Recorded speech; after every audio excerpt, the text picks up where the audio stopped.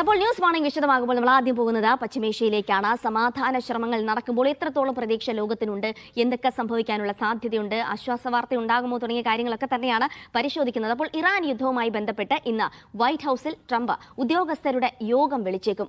വഴിമുട്ടിയ ചർച്ചയും ഇറാൻ വിഷയത്തിൽ ഇനി സ്വീകരിക്കേണ്ട നിലപാടുകളുമാണ് പ്രധാന അജണ്ടയെന്ന് US മാധ്യമം ആക്സിയോസ് റിപ്പോർട്ട് ചെയ്തു. അതിനിടെ ഇറാൻ വിദേശകാര്യമന്ത്രി അബ്ബാസ് അറാഗ്ചി റഷ്യയിലെത്തി. ഇസ്ലാമാബാദിലെ ചർച്ചയ്ക്ക് ശേഷമാണ് അറാഗ്ചി റഷ്യയിലെത്തിയത്. MC നാസർ വിവരങ്ങൾ നൽകും. Nasar, good morning. അപ്പോൾ എന്ത് സംഭവിക്കുന്നു? പശ്ചിമേഷ്യയിൽ സമാധാന നീക്കങ്ങൾ എവിടെ വരെ എത്തി നിൽക്കുന്നു എന്ന് തന്നെയാണ് അതിരാവിലെ തന്നെ നമ്മൾ എല്ലാ ദിവസവും പരിശോധിക്കുന്നത്. ഇന്നും അതിന് മാറ്റമില്ല എന്നുള്ളതാണ്. അപ്പോൾ ഈ മേഖലയിൽ നടക്കുന്ന ഇറാൻ സംഘർഷവും അല്ലെങ്കിൽ പശ്ചിമേഷ്യൻ സംഘർഷവുമായി ബന്ധപ്പെട്ട് നടക്കുന്ന ഏറ്റവും പുതിയ നീക്കങ്ങൾ എന്തൊക്കെയാണ്? ഇരു കക്ഷികളും തമ്മിൽ നേരിട്ടുള്ള ഒരു ചർച്ചയിലേക്ക് കാര്യങ്ങൾ എത്തിക്കുന്നതിൽ എത്രത്തോളം മധ്യസ്ഥ രാജ്യങ്ങൾക്ക് ഇനിയും പങ്കുവഹിക്കാൻ കഴിയും? Jilsy, good morning. എന്തായാലും പിന്നെ നേരത്തെ സൂചിപ്പിച്ചതുപോലെ ഒരു സമാധാന നിർഭരമായിട്ടുള്ള ഒരു പശ്ചിമേഷ്യയിലേക്കുള്ള ഒരു വലിയ ചുവടുവെപ്പുകളാണ് പിന്നിട്ട 48 മണിക്കൂറുകളിലധികമായിട്ട് തുടർന്നുകൊണ്ടിരിക്കുന്നത്. ഇറാൻ വിദേശകാര്യമന്ത്രി അബ്ബാസ് അറാഗ്ചിയും സംഘവും ആദ്യം ഇസ്ലാമാബാദിലെത്തുന്നു. വളരെ വിശദമായിട്ടുള്ള ചർച്ചകൾ നടക്കുന്നു. അവിടെ നിന്ന് നേരെ ഒമാനിലേക്ക് വരുന്നു.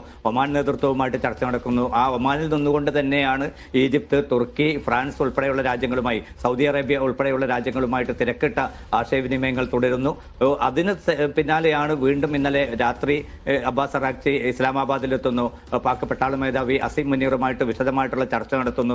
ഇപ്പോൾ ഏറ്റവും അവസാനം ലഭ്യമാവുന്ന റിപ്പോർട്ടുകൾ പ്രകാരം അറാഗ്ചി ഇന്നിപ്പം റഷ്യൻ പ്രസിഡന്റ് പുടിനുമായിട്ടുള്ള ഒരു നിർണായക ചർച്ച നടക്കാൻ പോവുകയാണ്. അപ്പോൾ ഈ ഒരു സംഘർഷത്തിൽ നിലവിലുള്ള ഈ ചർച്ചകൾ വഴിമുട്ടിയ ഒരു സാഹചര്യത്തിൽ പുടിന്റെ റഷ്യ എന്ത് നിലപാട് സ്വീകരിക്കുമെന്നത് ഇറാനെ സംബന്ധിച്ചിടത്തോളം, മേഖലയെ സംബന്ധിച്ചിടത്തോളം നിർണായകമായിരിക്കും. ആ ചർച്ച ഇന്ന് ഉച്ചയ്ക്ക് മുമ്പ് നടക്കുമെന്നാണ് ഇപ്പോൾ ലഭ്യമാവുന്ന റിപ്പോർട്ടുകൾ. അതൊരു ഭാഗത്ത് തുടരുമ്പോൾ തന്നെയാണ് അമേരിക്കൻ പ്രസിഡന്റ് ട്രംപ് ഇന്ന് വൈകിട്ട് വൈറ്റ് ഹൌസിൽ നിർണായകമായിട്ടുള്ളൊരു യോഗം വിളിച്ചു ചേർക്കുന്നതായിട്ട് അമേരിക്കൻ മാധ്യമങ്ങൾ റിപ്പോർട്ട് ചെയ്യുന്നത്. പെന്റഗൺ ഉദ്യോഗസ്ഥർ പങ്കെടുക്കുന്ന യോഗത്തിലുള്ള പ്രധാന ഘടകം എന്ന പ്രധാന അജണ്ട എന്നത് ഇപ്പോൾ വഴിമുട്ടിയിരിക്കുന്ന ഇറാനുമായിട്ടുള്ള ചർച്ച, അതോടൊപ്പം തന്നെ ഇനി ഇറാന്റെ കാര്യത്തിൽ എന്ത് നിലപാട് സ്വീകരിക്കണം എന്നത് സംബന്ധിച്ചുള്ള സുപ്രധാന ചോദ്യത്തിനുള്ള ഉത്തരം തേടൽ. ഇതാണ് ഇപ്പോൾ ഇന്ന് വൈറ്റ് ഹൌസിൽ നടക്കാൻ പോകുന്ന ചർച്ചയുടെ കാതലെന്നാണ് വിവിധ അന്താരാഷ്ട്ര മാധ്യമങ്ങൾ റിപ്പോർട്ട് ചെയ്യുന്നത്. ഇതിൽ ഇപ്പോൾ ഏറ്റവും അവസാനം ലഭ്യമാകുന്ന റിപ്പോർട്ടുകൾ പ്രകാരം ഇറാൻ പുതിയൊരു നിർദ്ദേശം മുന്നോട്ട് വെച്ചിരിക്കുന്നു. അതായത് ഹോർമുസ് പ്രതിസന്ധിയാണ് ലോകത്തെയും ഈ മേഖലയെയും വലിയ തോതിൽ തന്നെ ഇപ്പോൾ പ്രതികൂലമായി ബാധിച്ചിരിക്കുന്നത്.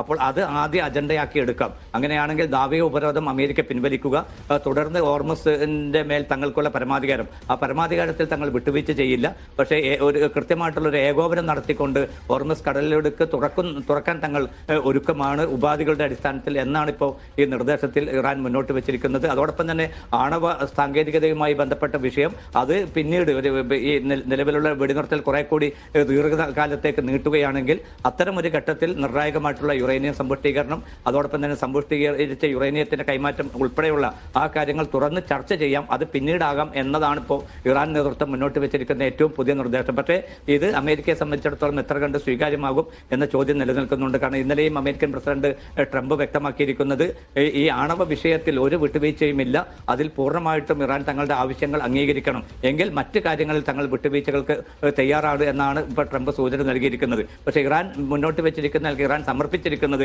രണ്ട് കാര്യങ്ങളിൽ ഒരുവിധ ഒത്തുതീർപ്പിനുമില്ല. അതൊന്ന് ആണവ വിഷയത്തിൽ തന്നെയാണ്. സമ്പുഷ്ടീകരിച്ച യുറേനിയം ഒരു നിലക്കും അമേരിക്ക ഉൾപ്പെടെയുള്ള ഒരു രാജ്യത്തിനും കൈമാറാൻ ഒരുക്കമല്ല. അതോടൊപ്പം തന്നെ ഈ യുറേനിയം സമ്പുഷ്ടീകരണം എന്നത് ഒരു നിശ്ചിത കാലയളവിലേക്ക് വേണമെങ്കിൽ നിർത്തിവെക്കാം, പക്ഷേ അത് കഴിഞ്ഞാൽ തങ്ങളുടെ ഒരു പരമാധികാരം ഉള്ള ഒരു രാജ്യം എന്ന നിലയ്ക്ക് അത് തുടരാനുള്ള സ്വാഭാവികമായിട്ടുള്ള അനുമതി തങ്ങൾക്ക് ലഭിക്കണമെന്നാണ്. മറ്റൊന്നുള്ളത് ഹോർമുസ് കടലിടുക്കിന് മേലുള്ള തങ്ങളുടെ സമ്പൂർണ്ണ അധികാരം ലോകം അംഗീകരിച്ചേ മതിയാകൂ. അതല്ല എങ്കിൽ കൂടുതൽ കലുഷിതമായിട്ടുള്ള അവസ്ഥ ഉണ്ടാകുമെന്നാണ്. ഇനി ഈ കാര്യത്തിൽ രാത്രി ചേരുന്ന വൈറ്റ് ഹൌസിൽ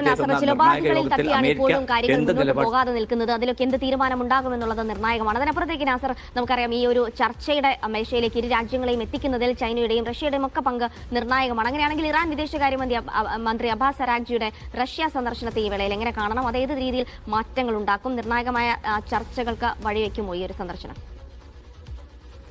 ജിൽസി, തീർച്ചയായിട്ടും റഷ്യയും ചൈനയും തന്നെയാണ് ഇപ്പോൾ ഏറ്റവും വലിയ നിർണായകമായിട്ടുള്ള റോൾ വഹിച്ചുകൊണ്ടിരിക്കുന്നത്. ഇപ്പം മധ്യസ്ഥ രാജ്യങ്ങൾ പോലും പിന്നെ പരോക്ഷമായിട്ട് അവർ ആശയവിനിമയം നടത്തുന്ന പ്രധാനപ്പെട്ട രണ്ട് രാജ്യങ്ങൾ ചൈനയും റഷ്യയും തന്നെയാണ്. കാരണം ഇന്നലെ അമേരിക്കൻ പ്രസിഡന്റ് ട്രംപ് വലിയ തോതിൽ തന്നെ വിവിധ മാധ്യമങ്ങൾക്ക് നൽകിയ അഭിമുഖങ്ങളിൽ കുറ്റപ്പെടുത്തുന്നത് റഷ്യയും ചൈനയുമാണ്. ഈ രണ്ട് രാജ്യങ്ങളും വലിയ തോതിൽ തന്നെ ഇറാനെ സഹായിക്കുന്നുണ്ട്. പക്ഷേ ആ സഹായമൊന്നും തന്നെ സംബന്ധിച്ചിടത്തോളം, അമേരിക്കയെ സംബന്ധിച്ചിടത്തോളം അതിൻ്റെ സൈനികമായിട്ടുള്ള മുന്നോട്ട് പോക്കിനെ സംബന്ധിച്ചിടത്തോളം ഒരു നിരക്കും ബാധിക്കാൻ പോകുന്നില്ല എന്ന് സമാശ്വസിക്കുന്ന ഘട്ടത്തിൽ പോലും പിന്നെ ഇന്റലിജൻസ് വിവരങ്ങൾ കൈമാറിയും സാങ്കേതിക സഹായങ്ങൾ കൈമാറിയും ആയുധങ്ങൾ നൽകിയും ഈ രണ്ട് രാജ്യങ്ങളും പിന്നെ ഇറാന്റെ പിന്നിലുണ്ട് എന്ന കാര്യം ഔദ്യോഗികമായി തന്നെ സ്ഥിരീകരിക്കുന്ന ഒരു പ്രതികരണമാണ് അമേരിക്കൻ പ്രസിഡന്റ് ഇന്നലെ നടത്തിയ പ്രതികരണങ്ങളിൽ വ്യക്തമാക്കി. അതുകൊണ്ട് തന്നെ ഇന്നിപ്പം പുടിനുമായിട്ട് നടക്കുന്ന ചർച്ചയിൽ ഇറാൻ പ്രധാനമായിട്ടും ആവശ്യപ്പെടാൻ പോകുന്നത് ഏതെങ്കിലും അർത്ഥത്തിൽ ഒരു ആക്രമണം തങ്ങൾക്ക് നേരെ ഇനിയും അമേരിക്ക അടിച്ചേൽപ്പിക്കുകയാണെങ്കിൽ അത്തരമൊരു ഘട്ടത്തിൽ തങ്ങൾക്കൊപ്പം തന്നെ നിലയുറപ്പിക്കണം എന്ന ഒരു ആവശ്യം ഇറാൻ ഉന്നയിച്ചേക്കാനുള്ള ഒരു സാധ്യതയുണ്ട്. അതോടൊപ്പം തന്നെ യുറേനിയം സംഭരണീകരണം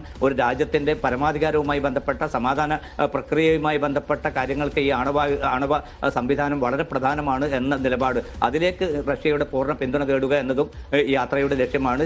ചൈനയുമായിട്ടും ഇറാൻ വളരെ തിരക്കിട്ട ആശയവിനിമയങ്ങൾ തുടരുന്നുണ്ട്. അപ്പോൾ ഈ രണ്ട് രാജ്യങ്ങൾ നൽകുന്ന വലിയ തോതിലുള്ള ഒരു നയതന്ത്രമായിട്ടുള്ള പിന്തുണ, ആ പിന്തുണ ഇറാനെ സംബന്ധിച്ചിടത്തോളം ഈ ഘട്ടത്തിൽ നിർണായകമാണ്. അമേരിക്ക ഒരുപക്ഷെ പേടിക്കുന്നതും അതാണ്. കാരണം ഒരു യുദ്ധത്തിലേക്ക് ഇനിയും നീണ്ടുപോവുകയാണെങ്കിൽ തീർച്ചയായിട്ടും അത്തരമൊരു ഘട്ടത്തിൽ അമേരിക്കയും ചൈനയും ഇറാനെ പിന്തുണയ്ക്കാൻ രംഗത്ത് വരികയാണെങ്കിൽ അത് വലിയ തോതിലുള്ള യുദ്ധം വിപുലമാവുന്ന ഒരു അവസ്ഥയിലേക്ക് പോകും. അതുകൊണ്ട് ആ സാധ്യതകൾ അമേരിക്ക ഇപ്പോൾ ആശങ്കയോടുകൂടി തന്നെ മുന്നിൽ കാണുന്നുണ്ട്. എന്തായാലും റഷ്യയും ചൈനയും തന്നെ ആയിരിക്കും ഈ ഒരു നിർണായകമായിട്ടുള്ള ഘട്ടത്തിൽ പിന്നെ ഇറാനുമായിട്ടുള്ള അവരുടെ സമീപനം എന്തായിരിക്കും എന്ന് സംബന്ധിച്ച ഒരു ചോദ്യത്തിന് കൃത്യമായിട്ടുള്ള ഉത്തരം ഇനി വരാൻ പോകുന്നേ ഉള്ളൂ. പക്ഷെ നിലവിൽ നയതന്ത്ര തലത്തിലുള്ള പൂർണ്ണ പിന്തുണ ഇറാന് ഈ രണ്ട് രാജ്യങ്ങളും നൽകുന്നുണ്ട്. പക്ഷേ ഗൾഫ് രാജ്യങ്ങളും മറ്റും ഒക്കെ ആഗ്രഹിക്കുന്ന എത്രയും പെട്ടെന്ന് ഈ പ്രതിസന്ധി തീരണമെന്നാണ്. അതുകൊണ്ട് ഇറാനും റഷ്യയുമായിട്ട് ഗൾഫ് രാജ്യങ്ങളും ആശയവിനിമയം തുടരുന്ന ഒരു സാഹചര്യമാണുള്ളത്. ജിൽസി, തീർച്ചയായിട്ടും. അപ്പോൾ എത്രയും പെട്ടെന്ന് ഈ ഒരു സാഹചര്യം മാറി സമാധാനത്തിലേക്ക് വഴി ഒരുങ്ങണമെന്ന് ലോകരാജ്യങ്ങളൊക്കെ ആഗ്രഹിക്കുമ്പോൾ പക്ഷേ അതിനുള്ള കടമ്പകൾ ഇനിയും